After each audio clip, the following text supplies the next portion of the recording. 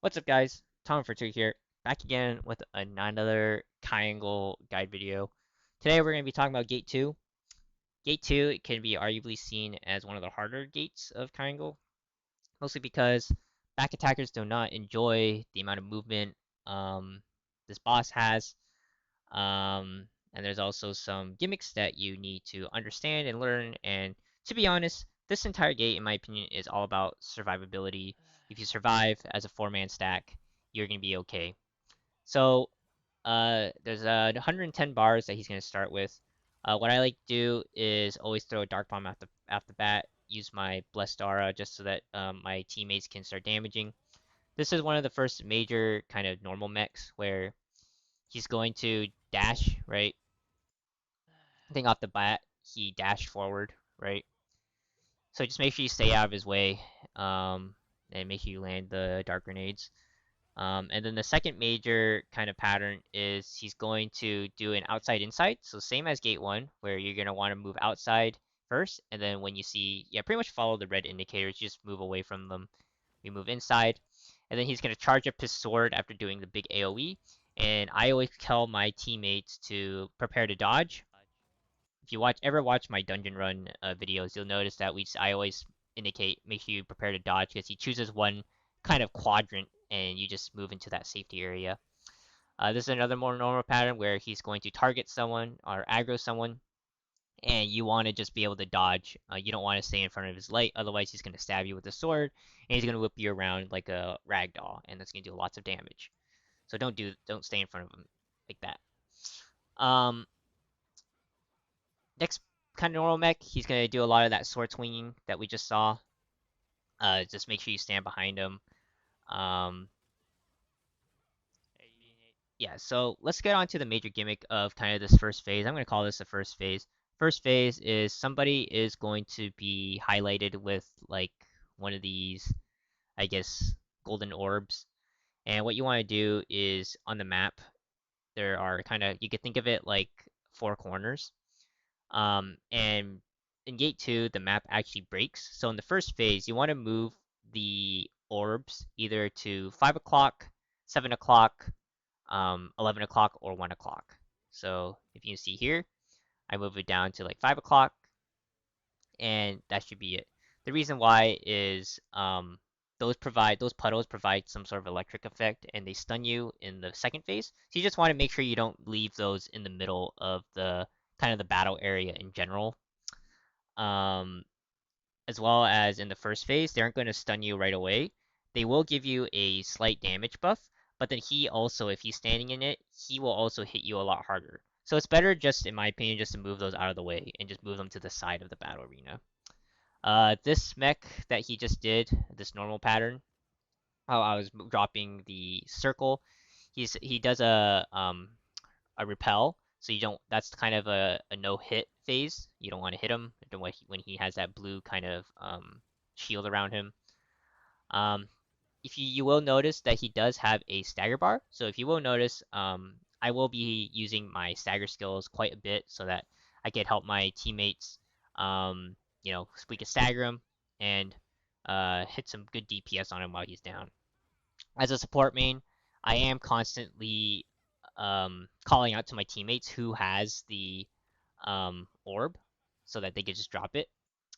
Um, this is a good part to pause because this is one normal mech that he does quite often and it would do a lot of damage. He's going to wind up his sword, and as a support, it does quite a lot of damage, so I just awaken to help protect my allies. But essentially, he's going to charge up his sword, and then he's going to whip it to the ground, and you get knocked up. So it's good to just provide your team with additional shields, just so that they don't squish your members, don't get one shot by him. So as you can see, I think these are more so the regular normal patterns that I pointed out already. Um, so yeah, we're just damaging it. Me again having the orb, put it on the outside of the map, either 5 o'clock, 11 o'clock, 7 o'clock, or 1 o'clock. Um, but yeah, next up, I think the next major gimmick, as soon as you reach certain bars, I can't remember how many bars, but because we just damage it until it happens. But you're going to want to move to the center. And he's going to do, I guess, it's not a Mario mech, but it's kind of like a maze mech, I guess. And I'll kind of go over that briefly right now.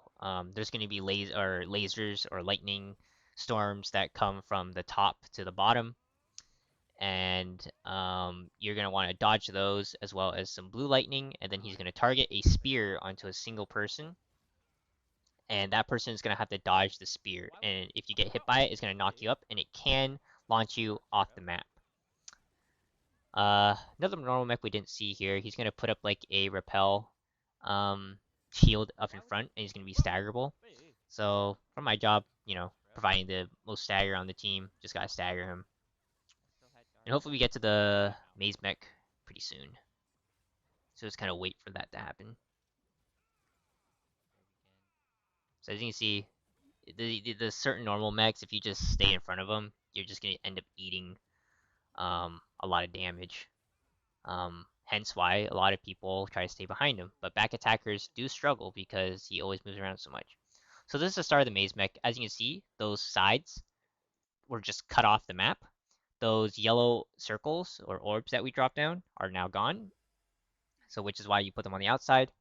As a support, you just try to dodge, shield your teammates, and cleanse them if they do get hit. So yeah, we'll walk through this. You do not want to get hit by any of these lightnings. They're coming down. So the yellow ones are just move straight down like normal. The blue ones are going to move back and forth horizontally. So Sumzu right now is targeted by the spear, so he has to dodge the spear, right? So he successfully dodged it without getting knocked up. If you do get knocked up and thrown off, you instantly die. So you can see we're all just dodging the lightning. Our Reaper dodged the spear as well, and so forth. You want to avoid having your other teammates also get hit by it, right? So you see, it's just a game of dodge.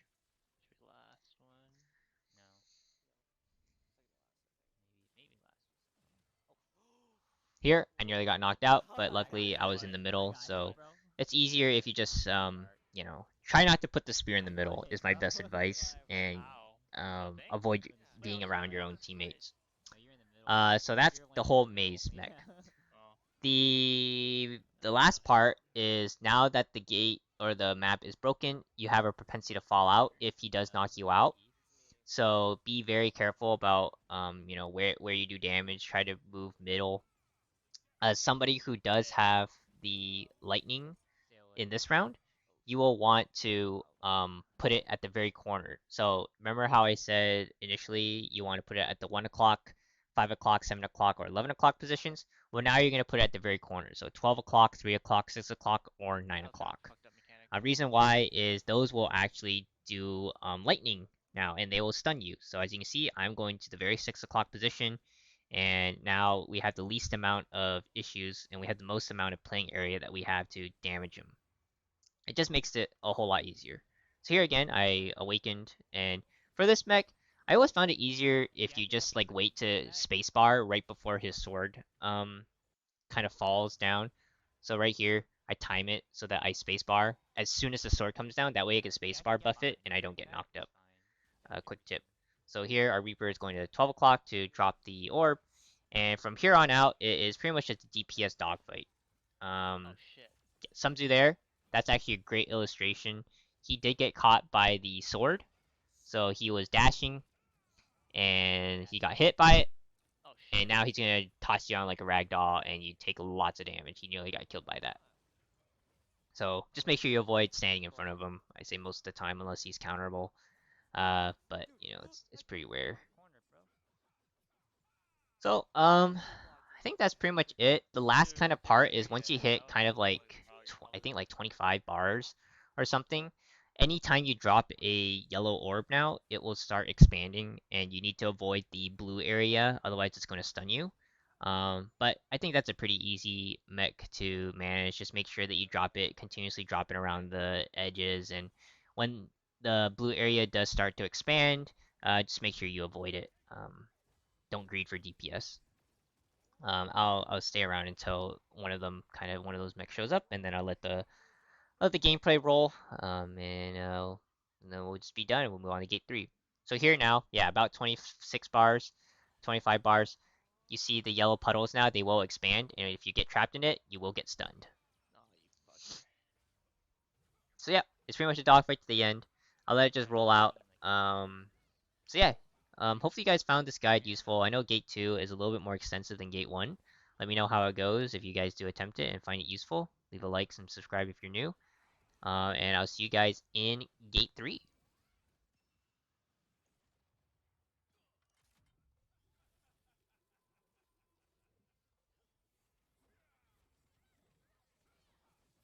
Bro, it really likes me this round. Holy fuck.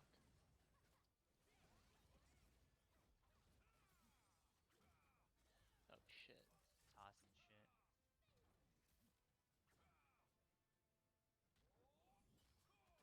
Oh,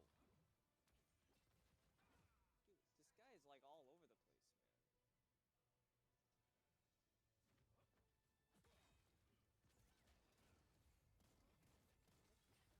bro, The bro, fuck? Where's he going? get off us, Dark. Oh shit, my bad. Was in awakening mode already. Get out of his way.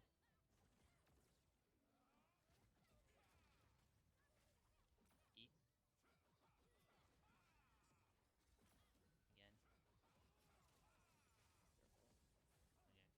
Clear.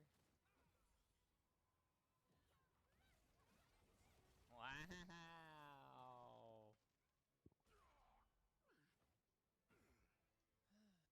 Wow. Dog Wow. shit. Wow. Who's dog shit? Accessory.